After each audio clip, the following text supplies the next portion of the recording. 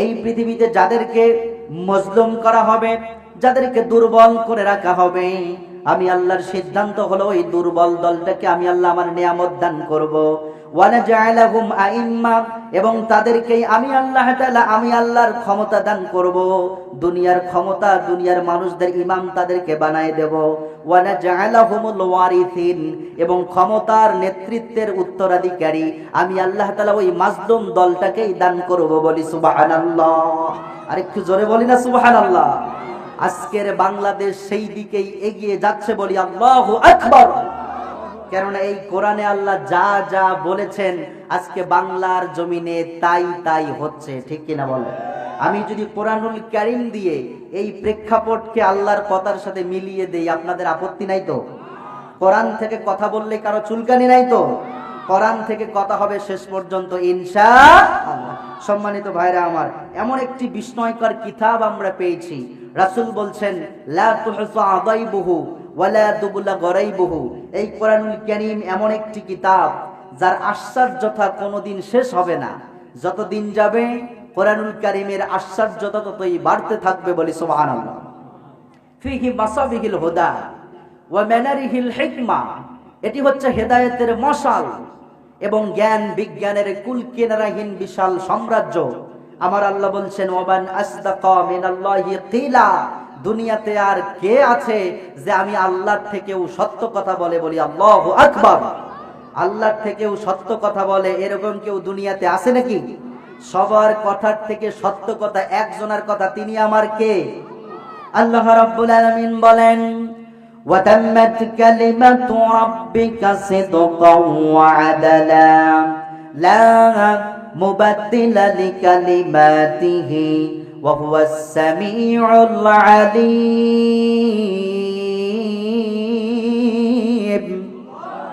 আল্লাহ রাব্বুল আলামিন কারো উপরে জুলুম করি নাই, অন্যায়ভাবে কারো উপরে চাপিয়ে দেই নাই। আমার বান্দাগুলো যেন পালন করতে পারে, তারা যাতে করে আমল করতে পারে, কোন অপরাধে কোন শাস্তি এটা যেন তারা বুঝতে পারে, এবং তাদের সহ্য মতো আমলগুলোই আমি আল্লাহ তাআলা কোরআনুল কারীমে দিলাম। আমার বান্দাদের উপরে ইনসাফ করে তাদের সহ্য হওয়ার মতো ইবাদতগুলোই, আইনগুলোই, বিধানগুলোই আমি আল্লাহ তাআলা কোরআনুল কারীমে দিলাম। বলি সুবহানাল্লাহ। 3 নম্বরে আল্লাহ রাব্বুল আলামিন বলছেন লা মুবাদদিলা লিকালিমাতিহি ওয়া হুয়াস সামিউল আলিম। লা মুবাদদিলা লিকালিমা, এই কালিমার কোনো পরিবর্তন নাই, এর কোনো বদল নাই, এর কোনো চেঞ্জ নাই। কিয়ামত পর্যন্ত নতুন কোনো বাণী আর পৃথিবীতে আসবে না, নতুন করে আর ওহী নাজিল হবে না, পৃথিবীতে আর আল্লাহর পক্ষ থেকে কিতাব নাজিল হবে না। বিজ্ঞান যত উন্নত হবে, প্রযুক্তি যত উন্নত হবে, যত নতুন জিনিস আবিষ্কার করবে, আল্লাহর কোরআনুল কারীমের গবেষণা তত নতুন করে মানুষকে তথ্য দেবে। বলি সুবহানাল্লাহ। আরেকটু জোরে বলি না সুবহানাল্লাহ। আজকে অনেকেই বলে, অনেক নাস্তিকেরা বলে যে কোরআনুল কারীম একটা অনেক পুরাতন মধ্যযুগের কিতাব, এটি হচ্ছে ব্যাকডেটেড। বর্তমান বিজ্ঞান কত আধুনিক, টেকনোলজি কত উন্নত, আজকের এই উন্নত যুগে এই ব্যাকডেটেড কোরআনটা চলে না। তাদের এই থিওরি আল্লাহর কোরআন ভুল প্রমাণ করেছে। বলি আল্লাহু আকবার। There is no contradiction between the holy book Quran and science. কোরআন বলছে কোরআনের সাথে আধুনিক বিজ্ঞানের কোনো দ্বন্দ্ব নেই, বরঞ্চ বর্তমান আধুনিক বিজ্ঞান যতই নতুন তথ্য পাচ্ছে, আল্লাহর কোরআনের সামনে তারা ভিক্ষার থলির মতো হাত নিয়ে দাঁড়াচ্ছে। বলি আল্লাহু আকবার। তার মানে যারা সায়েন্সের স্টুডেন্ট, যারা কসমোলজি নিয়ে পড়াশোনা করেন, ভালো করে শোনেন, বিজ্ঞানের সাথে কোরআনের কত মিল, কত সম্পর্ক, তাদের মধ্যে দ্বন্দ্ব নেই। বিজ্ঞান যতই উন্নত হবে, আল্লাহর কোরআনের কাছে ততই তারা অসহায় হয়ে দাঁড়িয়ে থাকবে। বলি সুবহানাল্লাহ। আজকের বিজ্ঞানীরা তারা একটা সময় থিওরি দিয়েছিল কসমোলজিতে, তারা লিখেছিল বিগ ব্যাং থিওরি দিয়েছিল যে এই পৃথিবী, আসমান, জমিন এগুলো সৃষ্টির আগে তারা কোথায় ছিল। বিগ ব্যাং থিওরি দিয়েছে এগুলো, এই আসমান, জমিন, চন্দ্র, সূর্য, এই পৃথিবী, তারকারঞ্জ, সমস্ত সৃষ্টিগুলো একটা গ্যাসীয় কণার মধ্যে আবদ্ধ ছিল, একটা গ্যাসের মধ্যে আটকা ছিল। সেই গ্যাসটা বিস্ফোরণ হয়েছে, বিস্ফোরণ হয়ে একটা আওয়াজ হয়ে সেগুলো আলাদা হয়ে গেছে। বিজ্ঞান এটা তথ্য দিয়েছেন। এই তথ্যটা পাওয়ার পরে মানুষেরা ভাবছে বিজ্ঞান কত সুন্দর একটা তথ্য আবিষ্কার করলেন। অথচ যদি আমরা কোরআনুল কারীমে জানাই কসমোলজির, বিগ ব্যাংয়ের এই থিওরিটা আল্লাহ রাব্বুল আলামিন কোরআনুল কারীমের 21 নম্বর সূরা 30 নম্বর আয়াত সূরা আম্বিয়ার 30 নম্বর আয়াতে কত চমৎকার করে জানাই দিলেন। আল্লাহ রাব্বুল আলামিন বলেন, আওয়ালাম ইয়ারাল্লাযীনা কাফারু আন্নাস সামাওয়াতি ওয়াল আরদি কানাতা রাতকান ফাফাতাকনাহুমা। বলি আল্লাহু আকবার। আল্লাহ রাব্বুল আলামিন বলছে, লোকেরা কি লক্ষ্য করে না কিভাবে আমি এই পৃথিবীটাকে সৃষ্টি করলাম, আসমান জমিন, অথচ আসমান জমিন চন্দ্র সূর্য সকল গ্রহ নক্ষত্র তারা একটা জায়গায় আটকা ছিল, একটা জায়গায় বেষ্টিত ছিল। আল্লাহ রাব্বুল আলামিন কোরআনে জানালেন, সেই বেষ্টিত জায়গাটাকে আমি আল্লাহ বিস্ফোরণ করেছি এবং আমি আল্লাহর হুকুমেই তারা বিভিন্ন জায়গায় আলাদা আলাদা হয়ে গেছে। বলি সুবহানাল্লাহ। তাহলে বলেন, এই কোরআন কি ব্যাকডেটেড নাকি বর্তমান প্রযুক্তি বিজ্ঞানের সাথে মিল? বর্তমান প্রযুক্তি বিজ্ঞানের সাথে মিল। শুধু তাই নয়, এই বিজ্ঞানীরা একসময় চিন্তা করেছে এই পৃথিবীর আকৃতিটা কেমন, এটা নিয়ে একসময় চিন্তা করেছে বিজ্ঞানীরা। পৃথিবীর প্রাচীন বিজ্ঞানী যারা, তারা পৃথিবীর আকৃতি নিয়ে চিন্তা করে তারা বলেছেন, পৃথিবী নিয়ে গবেষণা করে বলেছেন এই পৃথিবীটা হলো চ্যাপ্টা সমতল ভূমি। বিজ্ঞান এই কথা বলেছিলেন। কিন্তু মধ্যযুগের বিজ্ঞানীরা 1597 খ্রিস্টাব্দে যখন বিজ্ঞানীরা জলপথে গোটা পৃথিবীটাকে চতুর্দিকে ভ্রমণ করলেন, তখন তারা চিন্তা করলেন, না, পৃথিবীটা চ্যাপ্টা সমতল নয়, বরঞ্চ পৃথিবী হচ্ছে গোল এবং রুটির মতো। আল্লাহু আকবার। এরপরে আধুনিক বিজ্ঞান যারা আসলেন, বর্তমান ডিজিটাল যুগের বিজ্ঞান, আকাশ মহাকাশ স্যাটেলাইট থেকে যারা গোটা পৃথিবীটাকে নিরীক্ষণ করছেন, এই আধুনিক বিজ্ঞানীরা এখন স্যাটেলাইট থেকে পৃথিবীটাকে দেখে বলছেন, না, পৃথিবীটা সমতল কিংবা চ্যাপ্টা নয়, রুটি কিংবা গোল নয়, এই পৃথিবীটা হচ্ছে ডিমের মতো। বলি সুবহানাল্লাহ।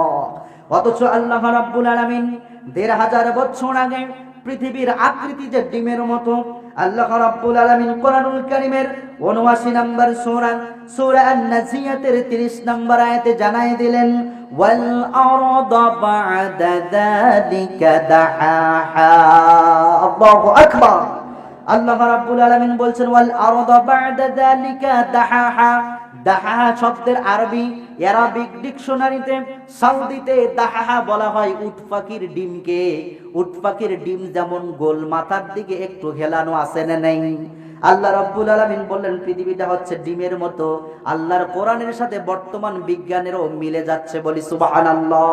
এজন্য বিজ্ঞান যত উন্নত হচ্ছে, প্রযুক্তি যত উন্নত হচ্ছে, আল্লাহর কোরআনের সামনে ততই ভিক্ষার থলি নিয়ে দাঁড়িয়ে আছে।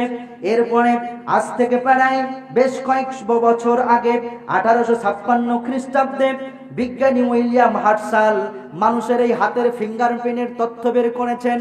মাত্র 1856 খ্রিস্টাব্দে তারা চিন্তা করেছেন, এই যে আঙ্গুলের ফিঙ্গারপ্রিন্ট গুলো এমন রেখা দিয়ে তৈরি, যে লেখাগুলো একজন মানুষের সাথে আরেকজন মানুষের লেখা মিলে না। ভোটের সময় যেই ফিঙ্গারপ্রিন্ট আমাদের কাজে লাগে, আমরা যখন ইন্ডিয়া কিংবা ভিন্ন দেশে যাই, সেখানে মাইগ্রেশনের জন্য আমাদের ফিঙ্গারপ্রিন্ট কাজে লাগে। এই পৃথিবীতে যতগুলো মানুষ রয়েছে, প্রত্যেকটা মানুষের 10টা আঙ্গুলের, প্রত্যেকটা আঙ্গুলের ছাপকে আলাদা আলাদা রেখা দিয়ে যিনি তৈরি করেছেন, তিনি কে? এই তথ্যটা বিজ্ঞান বের করলো 1856 খ্রিস্টাব্দে। অথচ মধ্যযুগে নাজিলকৃত 1500 বছর আগে আমার আল্লাহ রাব্বুল আলামিন মানুষের এই ফিঙ্গারপ্রিন্টের তথ্য দিলেন।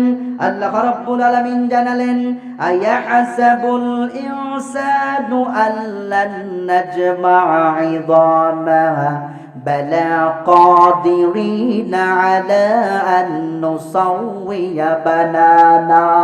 আল্লাহু আকবার। আল্লাহ রাব্বুল আলামিন বলছে, লোকেরা কি মনে করে যে মৃত্যুর পরে তাদের হাড়গুলো আমি কিভাবে জোড়া লাগাবো? অথচ আমি আল্লাহ তাদেরকে ওয়াদা করলাম, শুধু হাড়গুলো জোড়া লেখা নয়, প্রত্যেকটা মানুষের ফিঙ্গারপ্রিন্টের রেখাগুলো যেমন ছিল, আমি আল্লাহ তাআলা আবার তাদেরকে পুনরায় আবৃত্তি করে তাদের রেখাগুলো নির্ধারিত জায়গায় সেট করতে আমি আল্লাহ সক্ষম। বলি সুবহানাল্লাহ। আরেকটু জোরে বলি না সুবহানাল্লাহ। এজন্য বিজ্ঞান যত উন্নত হচ্ছে, কোরআনুল কারীমের কাছে ভিক্ষার থুল নিয়ে দাঁড়াচ্ছে। বলি আল্লাহু আকবার। আজকের বিজ্ঞান আকাশ নিয়ে চিন্তা করে তারা অবাক হয়ে যাচ্ছে, এই মহাকাশ নিয়ে চিন্তা করে অবাক হয়ে যাচ্ছে।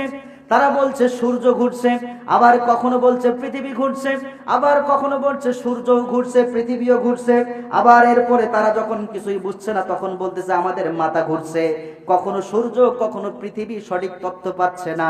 অথচ আমার আল্লাহ রাব্বুল আলামিন ১৫০০ বছর আগে সূর্য ঘুরে না পৃথিবী ঘুরে, কে আসলে ঘুরে কে কার কক্ষপথে চলে আমার আল্লাহ রাব্বুল আলামিন কোরআনুল কারীমে জানায় দিলেন, ওয়াশ-শামসু তাজরি লিমুস্তাকাররিন লাহা যালিকাল তাকদীরুল আজিজিল আলীম والقمر قدرناه منازل حتى عاد كالعرجون القديم لا الشمس ينبغي لها أن تدرك القمر ولا الليل سابق النهار وكل في فلك يسبحون বলি আল্লাহু আকবার। আল্লাহ রাব্বুল আলামিন বলছেন আমি আল্লাহর নির্ধারিত সীমারেখা, আমি আল্লাহ সৃষ্টি করেছি সূর্যকে তার নির্ধারিত কক্ষপথে ঘোরার জন্য। সূর্য তার নির্ধারিত কক্ষপথে ঘুরে, এরপরের গ্রহ তার নির্ধারিত কক্ষপথে ঘুরে, শুক্র তার নির্ধারিত কক্ষপথে ঘুরে, বৃহস্পতি তার নির্ধারিত কক্ষপথে ঘুরে, আমাদের পৃথিবী নির্ধারিত কক্ষপথে ঘুরে, মঙ্গল গ্রহ নির্ধারিত কক্ষপথে ঘুরে, ইউরেনাস নেপচুন প্লুটো সকল গ্রহ নক্ষত্রগুলো তাদের নির্ধারিত কক্ষপথে ঘুরে, একজন আরেকজনের কক্ষপথকে অনুসরণ করে না। লাশ-শামসু ইয়ামবাগি লাহা তুদরিকাল কমারা ওয়ালাল লাইলু সাবিকুন নাহার, রাত চলাকালীন দিন হঠাৎ করে আসে না, দিন চলাকালীন রাত আসে না, প্রত্যেককেই আমি আল্লাহ তাআলার বেঁধে দেওয়া টাইম অনুযায়ী নির্ধারিত সময় উঠে এবং ডুবে বলি আল্লাহু আকবার। এই যে তথ্য কোরআনুল কারীমের মধ্যে যিনি দিলেন তিনি কে? এই তথ্যগুলো দিয়ে আল্লাহ তাআলা বললেন যে আয়াতটা আমি তেলাওয়াত করেছিলাম, তিনটা বিষয় কোরআন পরিপূর্ণ। শেষের কথাটা বুঝাতে গিয়ে উদাহরণটা টেনে আনলাম। আল্লাহ রাব্বুল আলামিন জানিয়েছেন লা মুবাদদিলা লিকালিমাত, এই কোরআনুল কারীম এমন একটি কিতাব রাসূল আপনাকে দিয়েছে, এর কোনো পরিবর্তন নাই, কোনো বদল নাই, কোনো চেঞ্জ নাই। বিজ্ঞান যত উন্নত হবে কোরআনুল কারীমের তথ্য তত নতুন করে মানুষকে উৎসাহিত করবে। একটু জোরে বলি না সুবহানাল্লাহ। এবার যদি আমরা আল্লাহকে প্রশ্ন করি, আল্লাহ সত্য সহ ইনসাফপূর্ণ অপরিবর্তিত কোরআন আপনি কেন দিলেন? এই প্রশ্ন যদি আল্লাহর কোরআনকে করি, আল্লাহর কাছে উত্তর আছে না নাই? আসতে বলেন কেন আছে না নাই? আল্লাহ রাব্বুল আলামিন সূরা আন-নিসা 105 নম্বর আয়াতে জানায় দিলেন, আল্লাহ রাব্বুল আলামিন বলছেন ইন্না আনজালনা ইলাইকাল কিতাবা বিল হাক্কি লিতাহকুমা বাইনান নাসি বিমা আরাকাল্লাহ।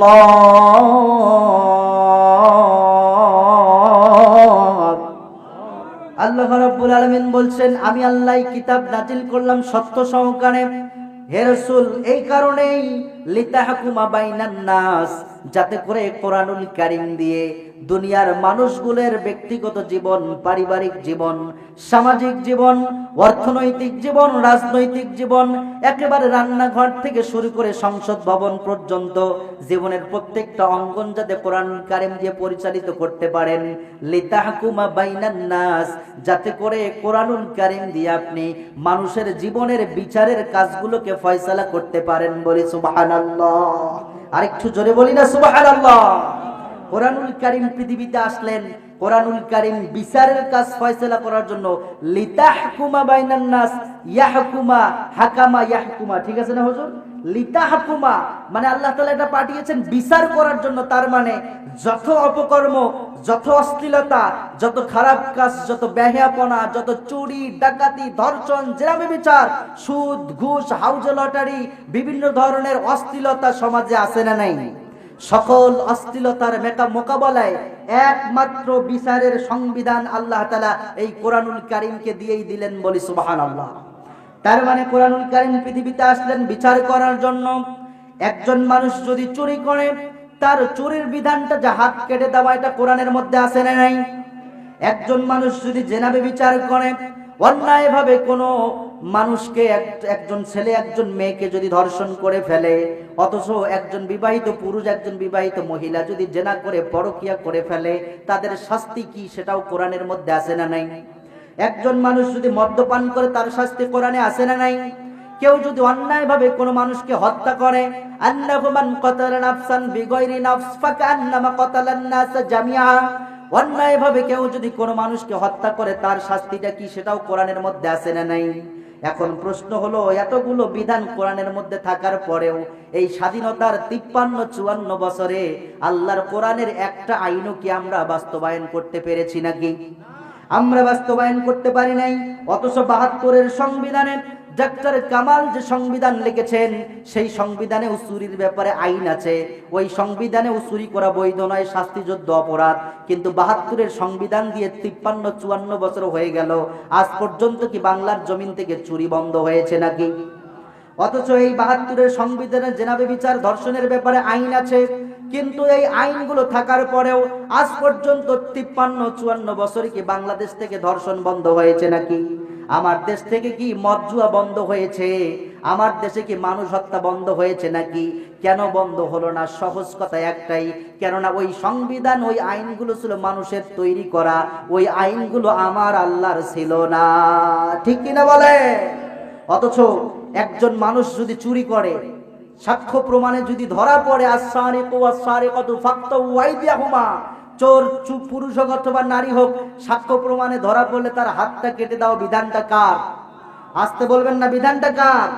অনেকে আবার মনে করবে হুজুর সর্বনাশ, পেটের দায়ে চুরি করছে বেচারা গরিব মানুষ, মানুষের একটা ছাগল চুরি করছে, একটা মোবাইল চুরি করছে, অথবা এক মন ধান, গাছের কিছু ফল চুরি করছে, তার হাতটাও যদি কেটে দেন, গরিব মানুষ কি করে খাবে? আমার আল্লাহ এত অমানবিক নন।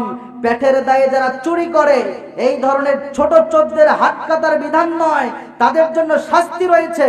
হযরত উমর বলেছেন, যেই জামানায় পেটের দায়ে কেউ চুরি করে, ওই চোরকে তোমরা চোর বলো না, তার হাত তোমরা কাটো না, বরঞ্চ ওই জামানার শাসকের হাতকে কেটে দাও, বলি আল্লাহু আকবার।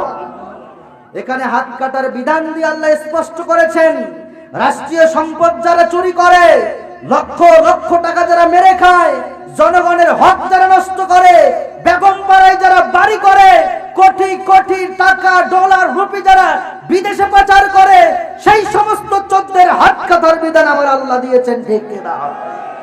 একটা চোরকে প্রকাশ্যে দিবালোকে ধরে দ্রুত ট্রাইব্যুনাল গঠন করে, একটা চোরকে ধরে যারা দেশের সম্পদ চুরি করে বেগমপাড়ায় বাড়ি করিয়েছে, এরকম একটা চোরকে প্রকাশ্যে ধরে যদি তার হাতটা কেটে দেওয়া হয়, এই দৃশ্য যদি ইন্টারনেটের মাধ্যমে গোটা বাংলাদেশের প্রত্যেকটা বাঙালির মোবাইলে এটা দেখানো যায়, তাহলে আমার দেশের বাঙালিগুলো অন্যের জিনিস চুরি করা তো দূরের কথা, না বলে তাকানোর সাহস পাবে না। ঠিক কিনা বলেন? কিন্তু কোরআনের এই বিধানটা প্রতিষ্ঠিত না থাকার কারণে আজ পর্যন্ত মসজিদের জুতা চুরিও বন্ধ হয়নি। ঠিক কিনা বলেন? অথচ আমরা এটা স্পষ্ট ভাবে বলতে পারি, এবারের সংগ্রাম হলো আমাদের কোরআনের বিধান প্রতিষ্ঠার সংগ্রাম।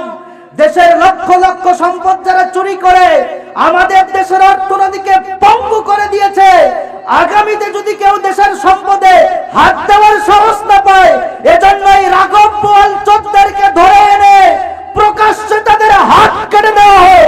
কারা কারা যেছে দু হাত তুলে আল্লাহকে দেখা। লিল্লাহে তাকবীর, লিল্লাহে তাকবীর। আল্লাহ তাআলা কবুল করুন, বলি আমিন। এতগুলো মানুষ আপনারা একদম তাকবীরও দিতে পারলেন না। আল্লাহর নামের তাকবীরের ধ্বনি দিলে কি গুনাহ হবে নাকি? আসতে বলেন কেন গুনাহ হবে? এই তাকবীরই হচ্ছে আমাদের শ্রেষ্ঠ সম্পদ। আল্লাহ কোরআনে বলছেন, ওয়া রাব্বাকা ফাকাব্বির, তোমরা আমার রবের নামে তাকবীর দাও। হযরত ওমর রাদিয়াল্লাহু তাআলা আনহু ইসলাম গ্রহণ করার পরেই মাত্র 12 জন সাহাবীদেরকে নিয়ে কাফেরদের মসজিদে বাইতুল মুকাররম থেকে, কাবা ঘরের চত্বর থেকে যখন আবু জেহেলদের সামনে তাকবীর দিয়েছিল, সমস্ত কাফেররা থরথর করে কাঁপতে বাধ্য হয়েছে। ঠিক কিনা? এরপরে বাংলাদেশের ইতিহাস 810 বছর পূর্বে যখন রাজা রাম লক্ষণ সেন এই বাঙালি মুসলমানদের ঈমান নষ্ট করে মুসলমানদের উপরে জুলুম করেছিল, তাদের ভালো কিছু খেতে দেয় নাই, পড়তে দেয় নাই, ভালো চাকরি করতে দেয় নাই, সে সময় মর্দে মুজাহিদ ইখতিয়ার উদ্দিন মোহাম্মদ বিন বখতিয়ার খলজি মাত্র 17 জন যুবক নিয়ে ওই রাম লক্ষণ সেনের দরবারে তাকবীরের আওয়াজ দিয়েছিল। রাজা রাম লক্ষণ সেন দুপুরের খাবার দিয়া পিছন দরজা দিয়ে পালাতে বাধ্য হয়েছে, ঠিক কিনা? ঠিক 810 বছর পরে আমরা দেখলাম যখন এদেশে উমরের উত্তরসূরি আবু সাঈদ মুগ্ধরা এদেশের ছাত্র জনতা যখন তাকবীরের আওয়াজ তুলেছে, এদেশের লেডি ফেরাউনও দুপুরের খাবার দিয়ে বাংলার জমিন থেকে পালাতে বাধ্য হয়েছে, ঠিক কিনা?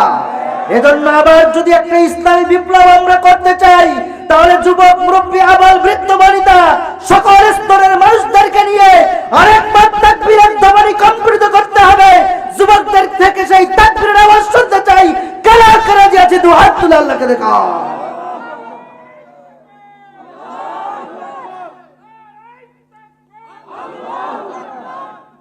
আল্লাহ তাআলা কবুল করুন বলি আমিন। সম্মানিত ভাইরা আমার, তাহলে কোরআন